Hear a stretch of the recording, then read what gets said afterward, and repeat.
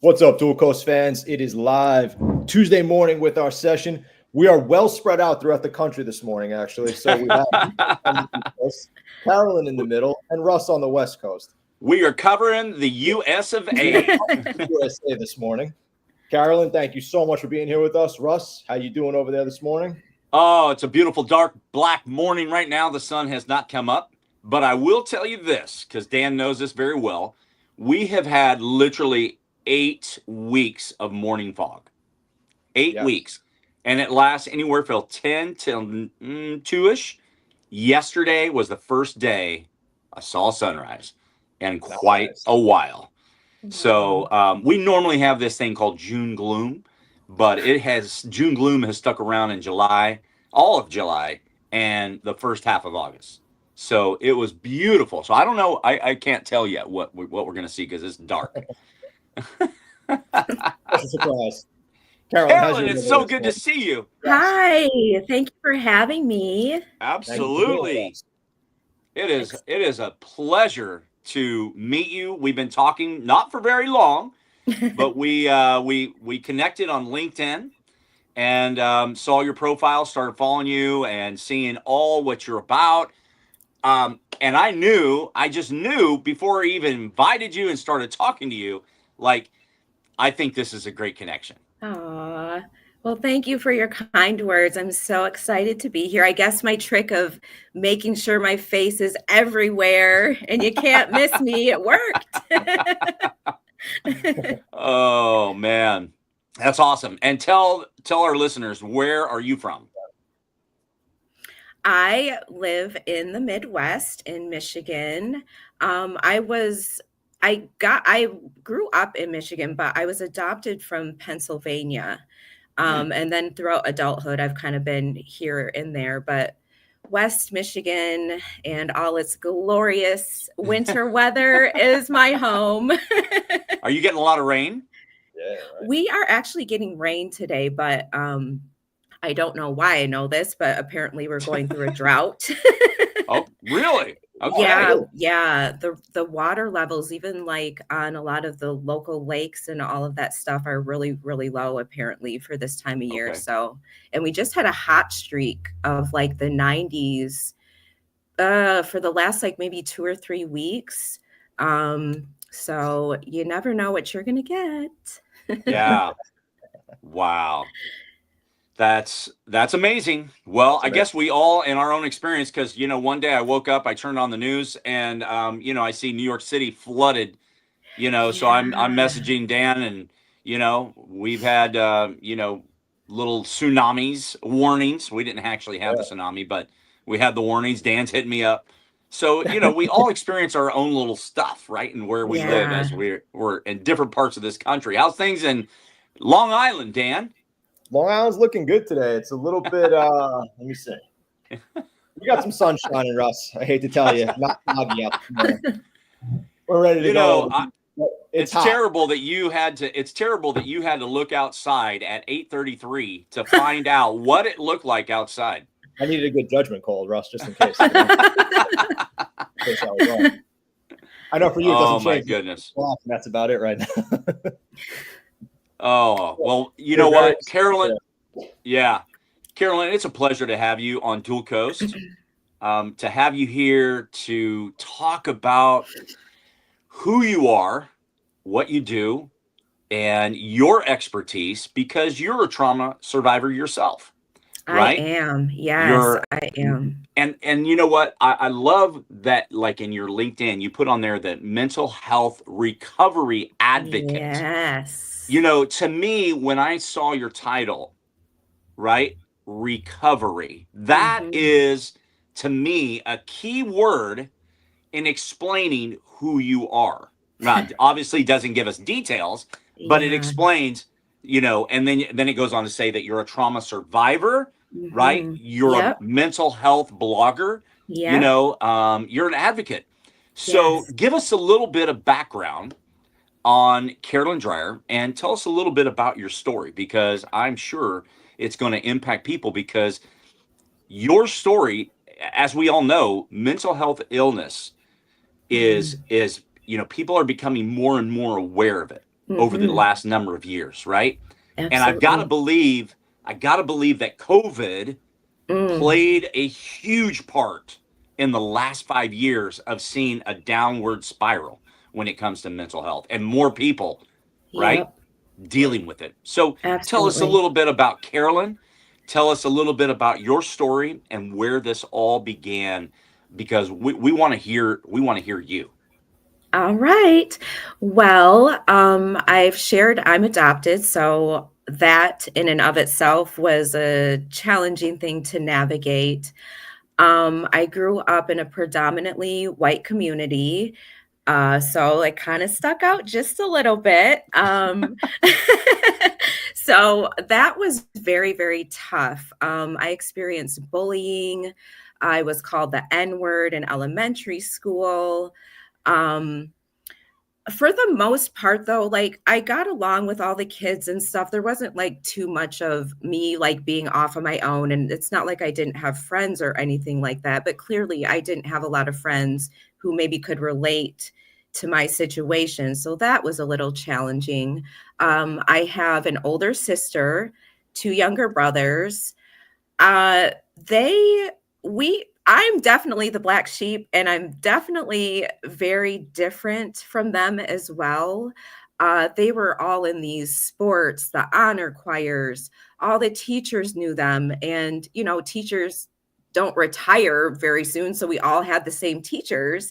So I was gotten to be known as, oh, you're so-and-so's sibling, or you're so-and-so's older sister. I was never like, I feel like I wasn't really looked at as just my own individual person. But then with that also, I felt like I didn't measure up to my siblings either. They were getting straight A's. I was capable of it, but because I had like self-worth and self-esteem issues, that really affected my motivation. So I was an average student. I wasn't failing or anything like that, but I always just kind of felt like I wasn't really measuring up. So let's see here. We'll fast forward maybe to like middle school time is probably when I noticed something wasn't right, like emotionally. I definitely have dealt with anxiety for my entire life. We all have anxiety in us, so I should be more clear in that it's harder for me to regulate that anxiety than maybe some other people. Then I think because of adolescence and all that stuff, I really noticed like depression and just crying and things of that nature, because it was always challenging to be the obvious different person in class. And I slowly began to question, like, are people being nice to me because they like who I am as a person? Or do they go home and their parents are like, well, she probably has a hard time. She might not have a lot of friends. So I questioned like whether or not people were genuinely accepting me, or was it because their parents basically were telling them you better or you're going to be grounded, things of that nature. So it's sad because that really set the stage for me to just keep growing up questioning whether or not people were being genuine with me and not having like that ability to determine whether someone was being genuine or not. During high school, I developed an eating disorder. Now, certainly, I was never teased because of my weight. I started developing a little bit earlier than the other girls in class. So, my body looked a little bit different. So for me, I was like, oh my gosh, I already have brown skin. I obviously don't look like everybody else. I don't also want to be fat on top of that. And I had no reason to even really worry about that, but it started me on a really, really bad path. It was mostly calorie restriction. It wasn't until I think my senior year was the first time that I actually purged. Now, I was not a binge eater. It was literally, I would eat dinner and feel guilty for eating and think that a dinner, was going to all of a sudden make me fat. Yeah. And I would go upstairs and, take care of the situation, for lack of a better word of saying it. But I shared that with a youth minister because clearly I knew something. I knew that wasn't right. We learned about eating disorders in science class or like health class. And they gave me support. They called my mom, and her reaction to me was, well, who told you, this is what you have? And I was expecting like a more compassionate response from her. Now that I'm a parent, I 1,000,000% understand her reaction. I can only imagine how I would feel if, when my son gets older, if he struggles with that or anything else, you kind of take that on as a parent, like, what did I do wrong? Or like, it's my fault. So I kind of am wondering if she didn't know like what to say or do, and so that was her instinct. So I have forgiveness for that, but for me that was kind of a detrimental response because I immediately like closed up. I had walls up with my parents for sure. I did see a counselor a couple of times. It wasn't a good match. An adolescent female with a male counselor talking about eating issues wasn't ideal. Wasn't the guy's fault. I mean, he worked at the school, so he kind of got stuck with me. But it was just it was rough because I had to just start internalizing so many big things. Racism, body image, self-worth. Then you get into college years. So I grew up in a small town. My family was very religious. We lived a somewhat sheltered life. So of course, by the time I get to college, like I am ready to get the heck out of my small town and like go start living. Yeah, and let's I go. Did. Yeah, exactly. Get out. Yeah, absolutely. There was no turning back for me, quite literally. So I get to college. I'm on my own. I never had alcohol or anything in high school. I had never really been to like a party or anything like that. So I was introduced to that scene. I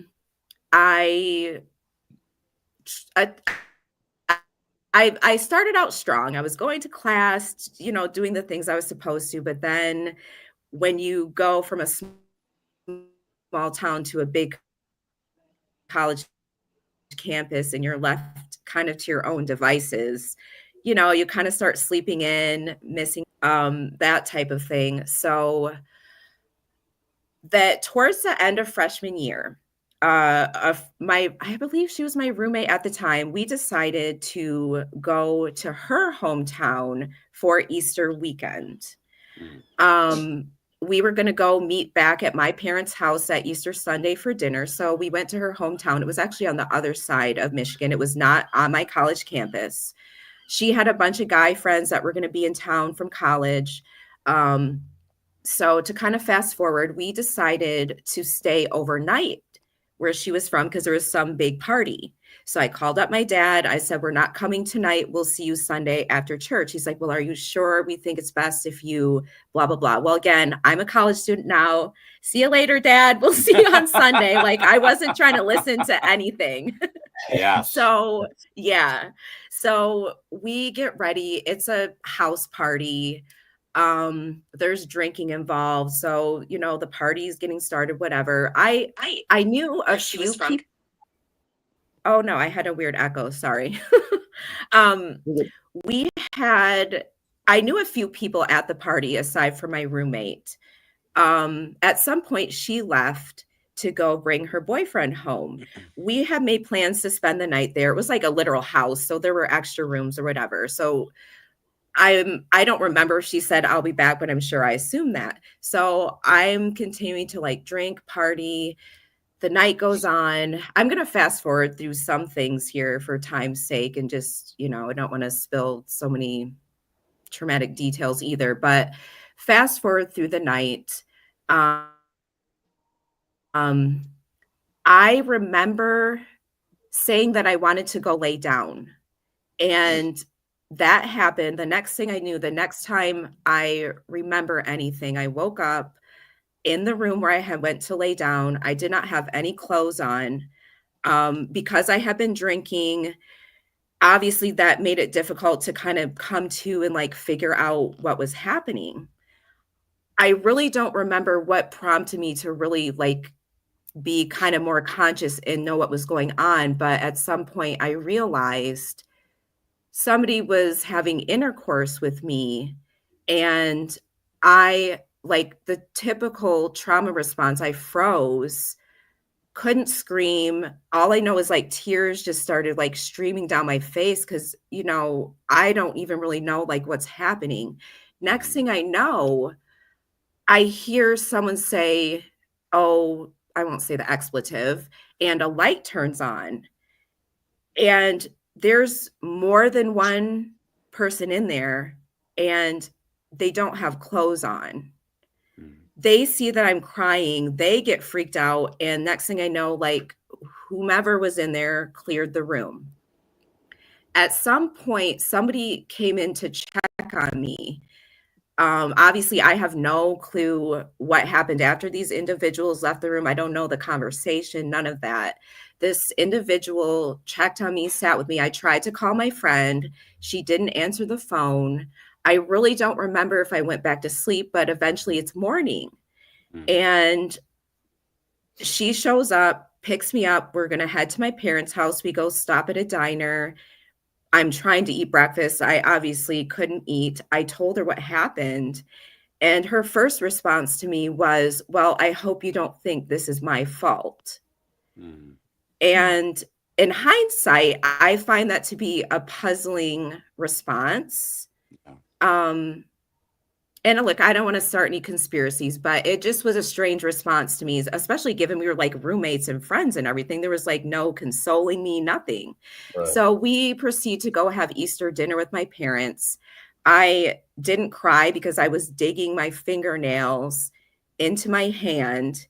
Because look, I just woke up from a crazy scene, was assaulted, violated, and I'm sitting having Easter dinner with my parents, just going on about school. I know how I made it through that dinner because I was taught that you really don't show emotions. It's a weakness. You're too sensitive. So I can see from that aspect how I was able to kind of just shove that stuff down. And granted, I'd spent up until that point a good 20 years of learning how to stuff things down and become functional, or like a high functioning person in those situations. Yeah. So I never breathed a word of it to my parents for several reasons. And to be perfectly honest with you, to this day, I'm actually grateful that I did not.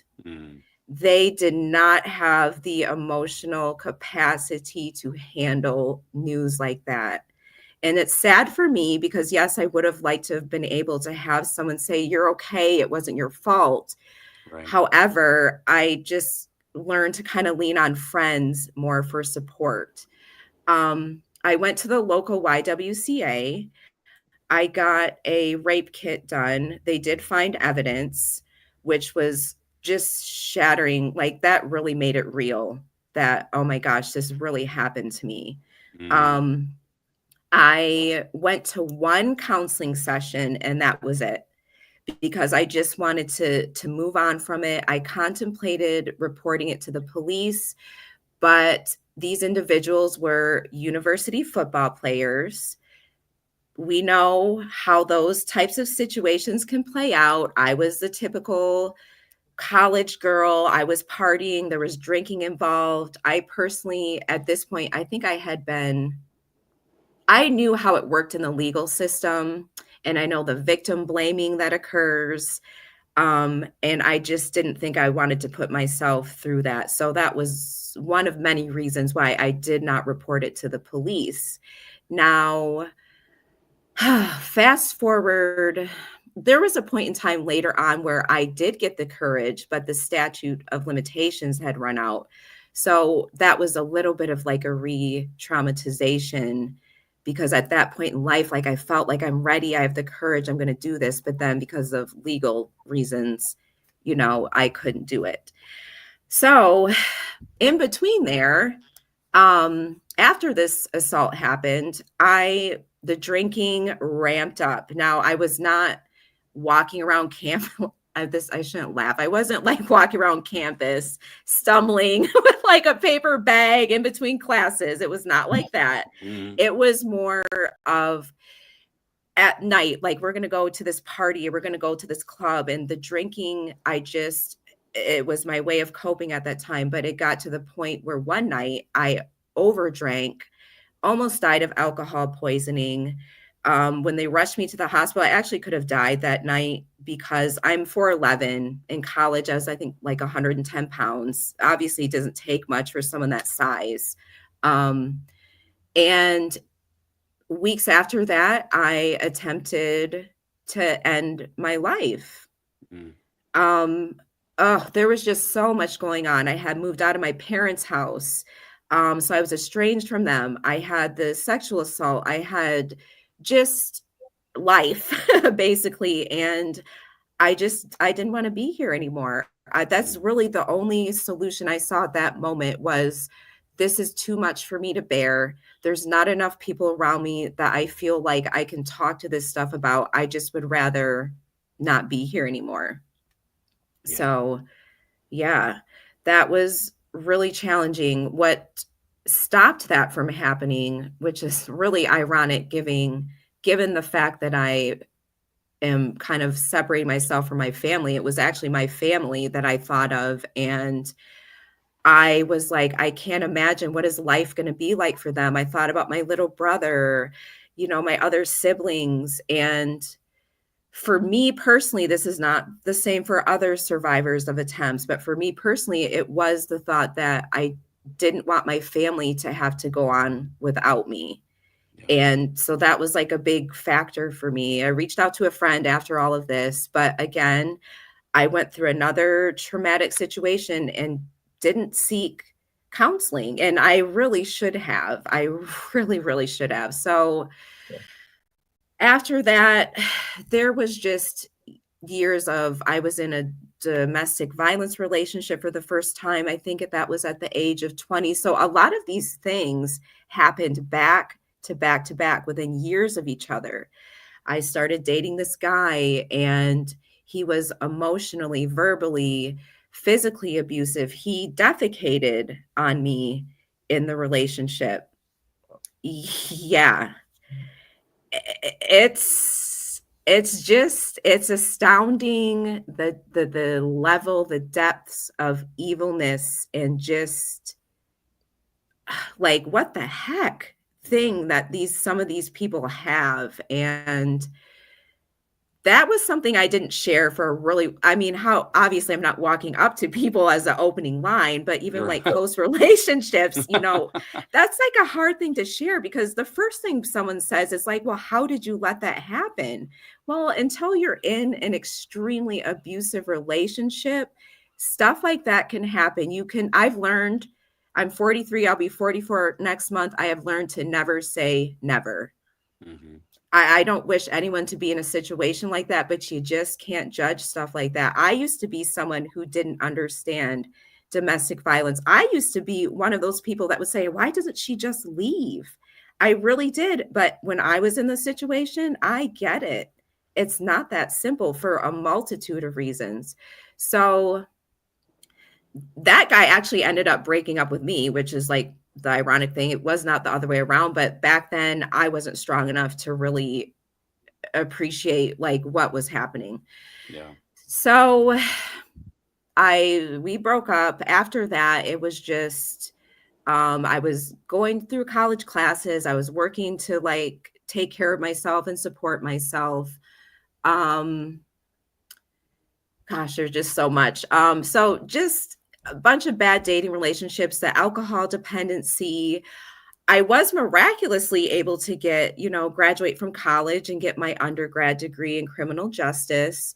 I thought about going into law enforcement for a little bit, mostly because of the stuff that happened to me. But I rethought that because I can only imagine I'm lighting somebody up to pull them over.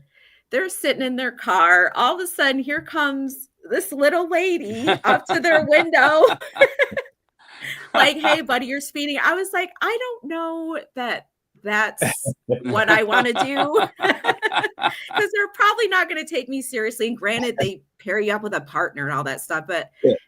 I decided that wasn't the avenue. Years after that, I attempted to work in a juvenile detention center in Florida. I was only there for 5 days. The first day I took a tour, those kids were sizing me up. They probably already had plans for me. During one of the breaks, I'm looking at like the statistics on the bulletin board of how often they have to physically restrain, the kids in there. Once again, I was like, yeah, most of these kids are bigger than me. And granted, they train you, but I was like, I just can't see myself tackling a child. And I know that's the protocol, but so I left that. And then I went into childcare. Let's see, late 20s. I finished my bachelor's degree. Took a little while, was like a career college student there. When I left that job in Florida, that's when I got into my master's program for forensic psychology. So that I love forensic psychology. Like, I'm a true crime, like, just obsessive person. I love true crime. I love learning how like the mind works and why these people do these things. So school in a way was something I think that helped me not go too far off the deep end in terms of like having survived all this trauma, because I had a purpose. It gave me a purpose. It gave me something to like look forward to every day. So, now, in between there, I started dating this guy that was in the Marines, and I moved to Florida to live with him, to be with him. That was a very eye-opening relationship for several reasons. Number one, that was the first time I ever got a close-up look at what men go through when they struggle with their mental health. Growing up, I don't think I ever saw my dad cry. So I kind of just grew up thinking like, guys are tough. They don't really cry. But because he was in the military and like the PTSD and the things that he had gone through, I really saw firsthand, like, oh my gosh, like guys really do struggle with their mental health too. Like, it's okay. At this point, if I dated a guy that cried, he was getting kicked to the curb, because I was like, what's wrong with you? If you're crying more than me, yeah, exactly. I'm like, if you're crying more than me, I can't handle this. I'm sorry, not sorry, but I feel bad now that I kind of had that perspective, but I was naive. I didn't understand that guys really can break down and have emotions like that. So that was very eye-opening. However, it was an extremely challenging relationship, because here I am coming off of an abusive relationship, a sexual assault, a suicide attempt, and then now I'm in a relationship with someone else who's having their own challenges. So it was a challenging time. I experienced 2 miscarriages during this relationship. This is something I actually have not spoken too much about, mostly because I haven't really had the avenue to do so. But I had survived 2 miscarriages. Once again, and if anybody learns anything from listening to me, please know it's okay to get help and support, because once again, I went through these miscarriages. I did not go get counseling. And it was not good. I was in a very dark place after the second miscarriage. And then navigating having a partner with mental health challenges. He actually ended up getting locked up and going to jail for an extended amount of time. So I was left to my own devices. I thought about moving back actually to Michigan at this time, because I'm like, he's in jail. The job I have cannot support paying all these bills. And but I couldn't. I was like, when he gets out of jail and he comes home to no home, like I just would have felt like the crappiest person. Yeah. Was that a healthy decision to make? No. And I say that because I was choosing someone else's well-being over mine. I'm thinking down the road, well, when he gets out, he won't have a home. Instead of thinking about me, what am I going to do?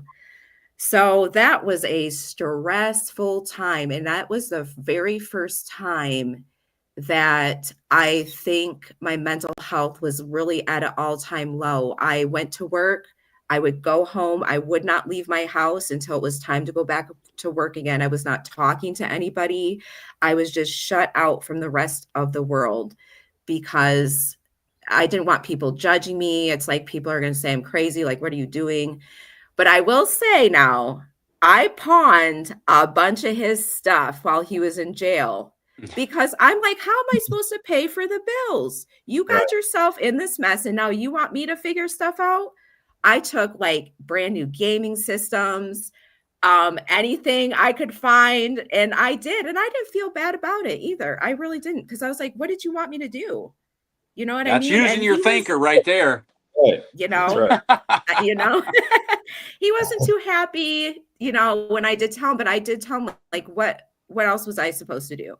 So, we made it through that rough patch, but that relationship ended, for a bunch of reasons. We're actually good friends to this day because we were friends in college before we started dating. So that friendship stuck around, but that was a very challenging time.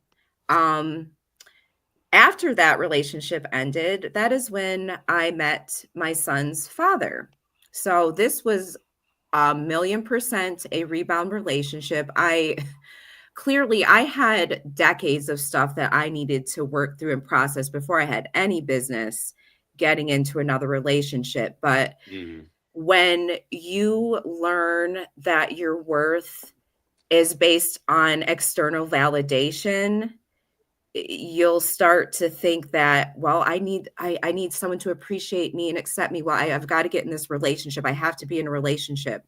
So I met my son's father on an online dating site. Now, I'm not knocking online dating. However, you got to be careful, ladies, gentlemen. You got to be careful. If you've seen any of these crime shows out here about online dating nightmares, well, I definitely found myself in one. Absolutely. Absolutely. Sorry, you guys. I didn't realize I have his hair sticking up over here and it's distracting me. Okay. I'm going to just sit like You're this. all good. You're all good. So I met my son's father.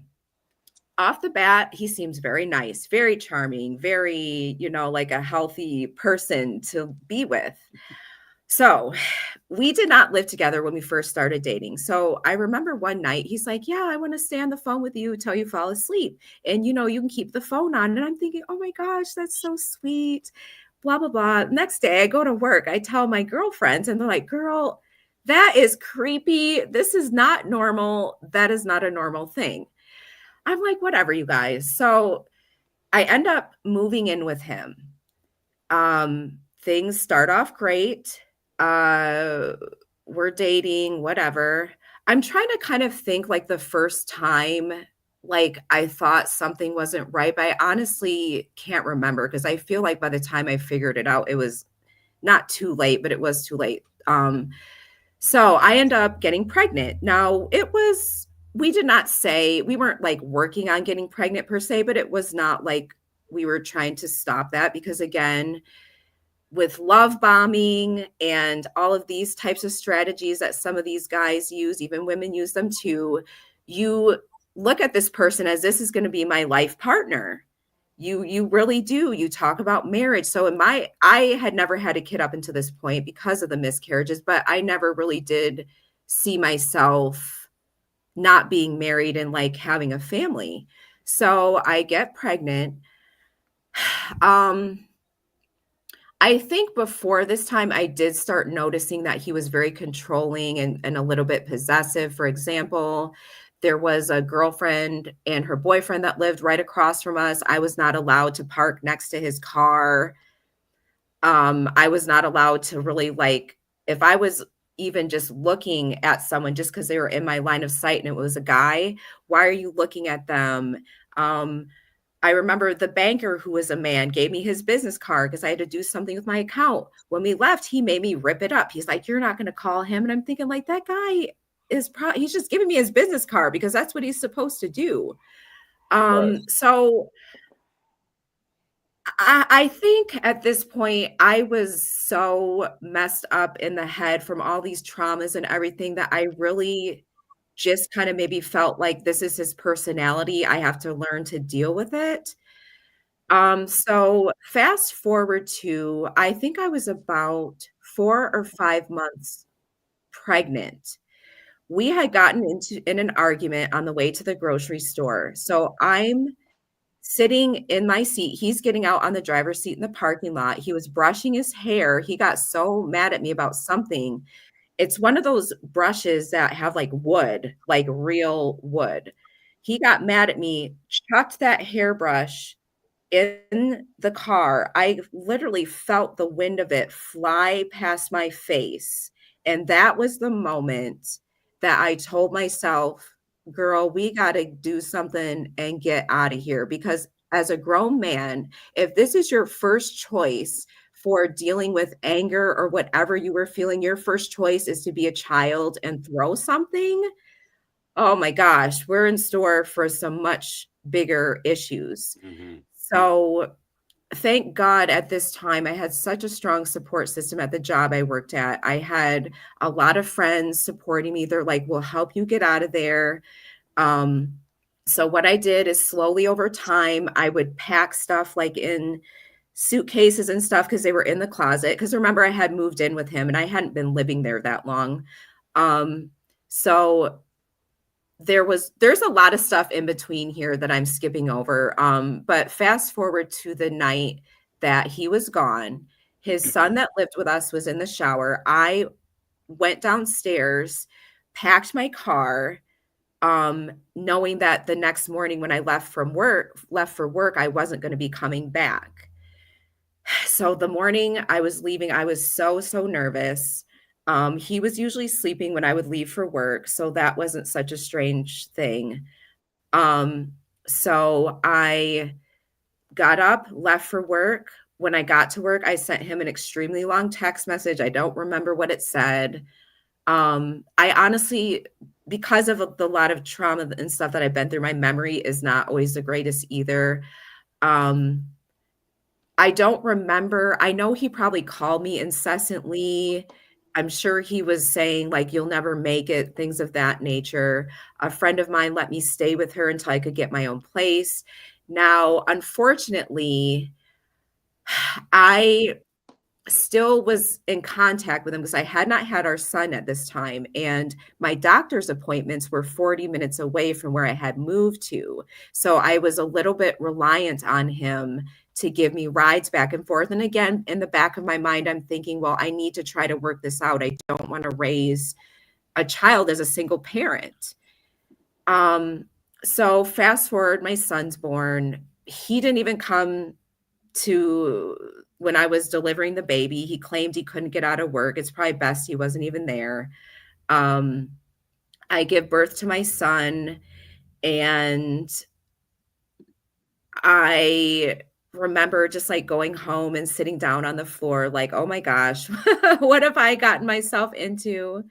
You know, what am I going to do raising this child by myself? And after that, his father only saw him, I want to say 2 times. He only saw him 2 times. And now I should add in here that he has, oh gosh, 4 other children, all with different moms. I wish I would have looked at that differently when I met him. At the time, I really didn't think anything of it. Right. He had told me, like, I can't find some of my kids. The moms won't talk to me. And at the time I was like, oh my gosh, how could they do that? today, I know exactly why he was not able to find some of his children and their moms, because I'm quite certain they were experiencing the same thing that I had experienced. So, there was a lot of stuff that happened between my son's father and I. At some point, I tried to file for child support, and in retaliation, he decided to make false allegations against me, basically saying that I had been inappropriate with his son that lived with us. Looking back, he was setting me up, because there's two different things. There was one night where he was like, I have to work late. My son's room is cold or something. He said, can he sleep on the floor in our room? And I'm thinking like, sure, no big deal. That was the number one thing. Then there was another thing. He had some strange phone recording, and all you can hear in the background is like a television and a kid playing. Now, he used to use this recording and try to tell me that it was me cheating on him. And I'm like, no, that's not obviously what that was. But I do believe that he used that recording and the incident of his son sleeping on the floor when he made these allegations. I don't know. Whatever he told the police and family services, they felt the need to make sure that my son was not the product of me being inappropriate with a child. Wow. Yes, this is only my third time now sharing this publicly, because the weight of an allegation like that is something I would never wish on an innocent person, obviously. Mm-hmm. Yeah. I to this day, even for my mental health blog, I don't like to have even like pictures of like kids on there. I know that I didn't do that, but it's like, now it's like, are people out there wondering like if I really did that? And I know I shouldn't care about that. And I'm working on that. I'm working on letting these people think what they want. But with this one, it's really difficult. And look, I understand when someone makes an allegation like that, you have to investigate. Absolutely. You have to investigate. So from that side of things, I understand. But if one thing would have been out of place in my home, my son would have been taken from me. And I can tell you, I would have never seen my son again without spending tens of thousands of dollars in legal fees to get him back. Yeah.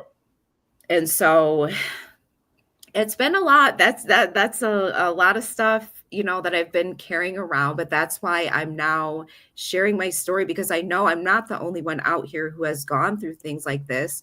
And shame is a silent killer, just like stress, just like some of these other emotions. Shame, when people get to that point where they don't want to be here anymore, I get it. And granted, it's all for different reasons, but it's just, it'll always astounds me, like the lengths that people will go to just be an evil, just terrible person. Oh, well, and then that's right. I almost forgot about my divorce. I literally did. I'm like, oh, that's the end. And I was like, wait a second. I'm missing something. As she's laughing about it. Yeah. You know what? A lot of these things, you gotta, when appropriate, you gotta laugh about some of these things, because yes, absolutely, it's crazy. It's like some kind of Lifetime movie that you can't get out of, like the worst one. So fast forward to like, when did I get married? I think it was like age 39. I met my ex-husband when my son, well, actually I met him while I was pregnant. He worked at the apartment complex that I moved into. He gave me a ride because I was like 9 months pregnant, waddling around with a package. So he gave me a ride on his little cart. He was very friendly. After I had my son, he would always check up on us, say hi. My son developed a relationship with him. And at that time, it was just more of like a friendship thing. Fast forward to, I think when my son is like 2 or 3, we start dating. Once again, things seemed, peachy keen. I'm finally here. I'm married. Life is going to be good. Well, not exactly. I still have to kind of process this whole divorce thing because I've just now only been divorced for like a couple, maybe a few years now.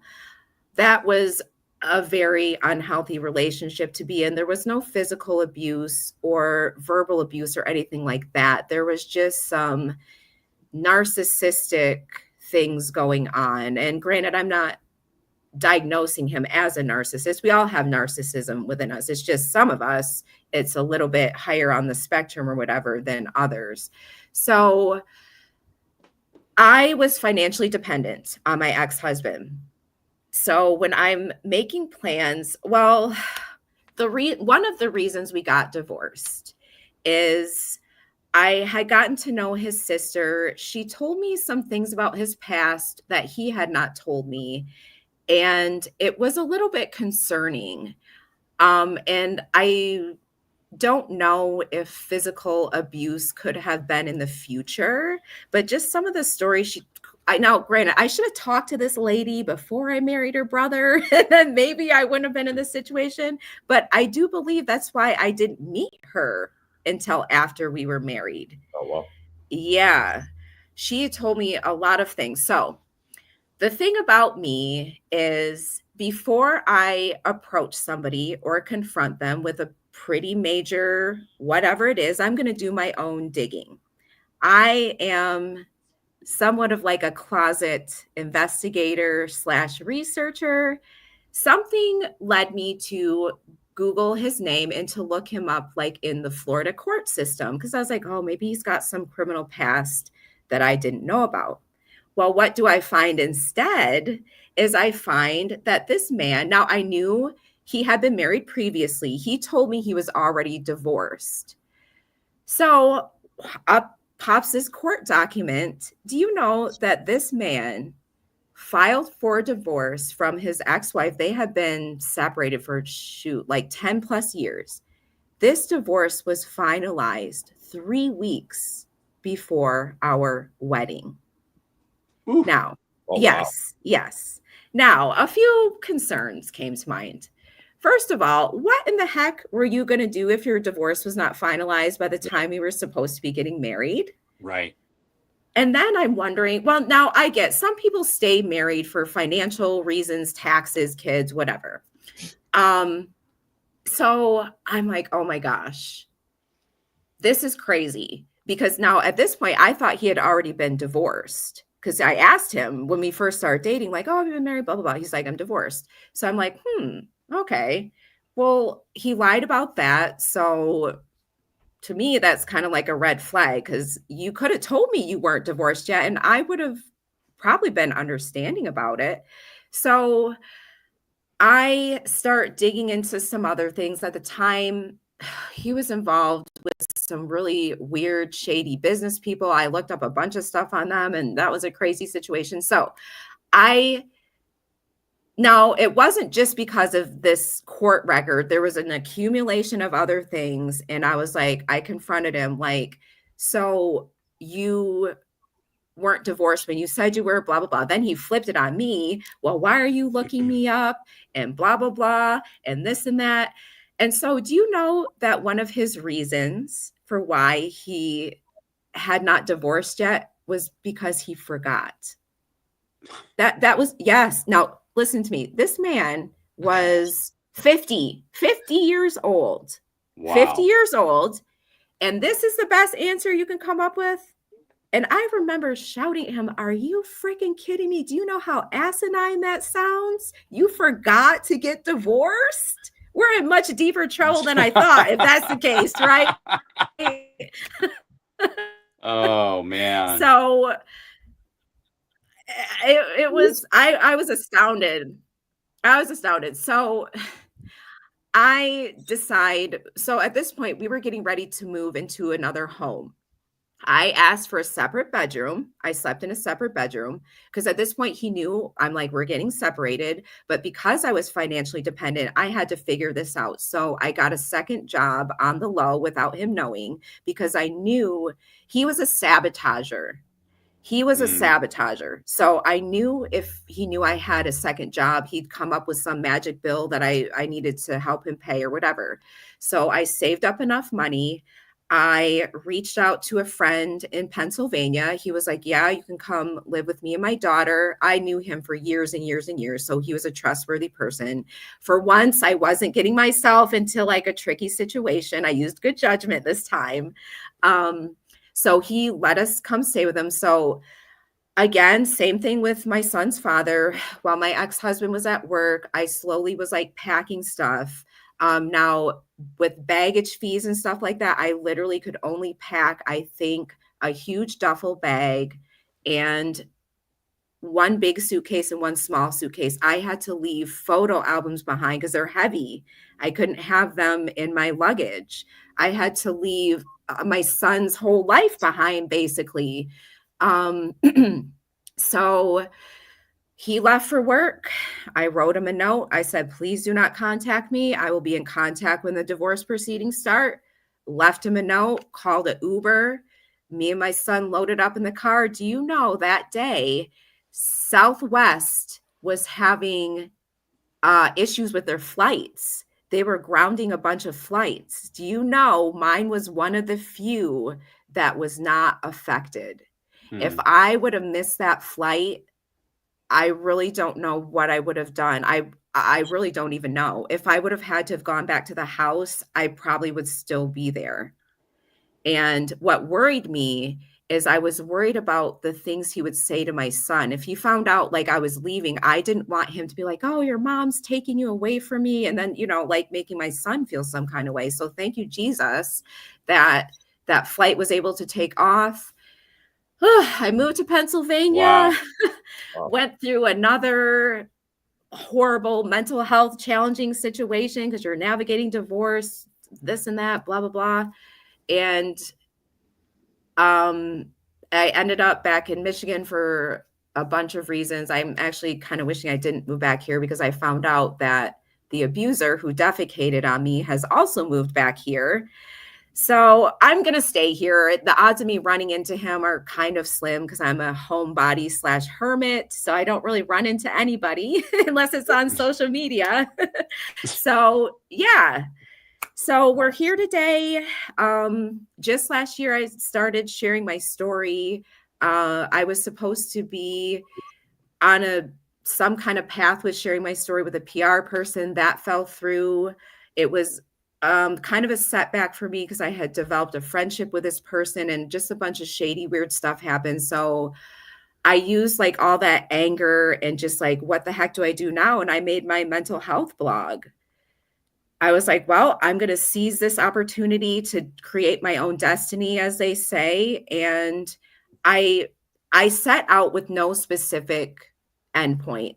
Mental health recovery, I promise you, it just came to that because I'm doing this blog, I'm learning, I'm researching, I'm navigating my own challenges. And I'm like, you know what? Mental health is like physical health. You can recover from physical injuries. You can recover from drug addictions. Why can we not recover from mental illness and mental health challenges? Well, we can. And absolutely, that's kind of where we are today. And that's that. In a nutshell. Wow. In a nutshell. That was very, very powerful story. Very powerful story. We're probably going to story, informative. Yeah. We're probably going to get close to wrapping it up here a little bit, Caralyn. But I just want you to end with this real quick. Where can somebody who is struggling with mental health or looking to seek advice, what's the best thing you could tell them in just a couple of lines? How can they seek help, or where should they seek out advice? I would say, do you know what? A very good, easy place to start is with your primary healthcare physician. Seriously. Okay. I know mine does mental health screenings like every so often when I do appointments, but that's really the best way to go. They're there to help you with your physical health, but they can also refer you. And then honestly, reach out to your friends. You would be surprised how many of your friends might actually be in therapy themselves and they just don't talk about it because of stigmas and all that stuff. But reach out to a trusted friend and, they can kind of set you on the right path. But do your research. Just because someone says this is the right method for them, that doesn't mean it has to be or will be the right method for you. So, yeah, sure. That's beautiful. Caralyn, thank you. Powerful story. Yeah, very powerful. Amazing story. What you have overcome. Yes. Yes. And I encourage you to continue to share your story because it's impactful. It's going to help change lives, one life at a time. Because there are a lot of things in this hour that you have stated that is beneficial for somebody. Even going back early on, you talked about bullying. So, it's one of those things. I went to high school and I was in a small Christian school and there were 198 white students and 2 black males. I didn't even know, like, bullying.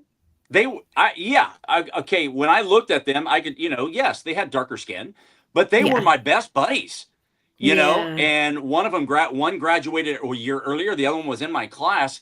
I just saw him in our 40-year reunion just recently. And it's like, he's one of us. Like, there was never a thought about thinking something different of this individual because he had darker skin.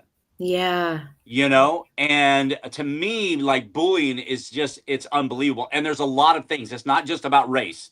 There's a lot of things, but my encouragement, my advice to you is to continue to share your story because you are.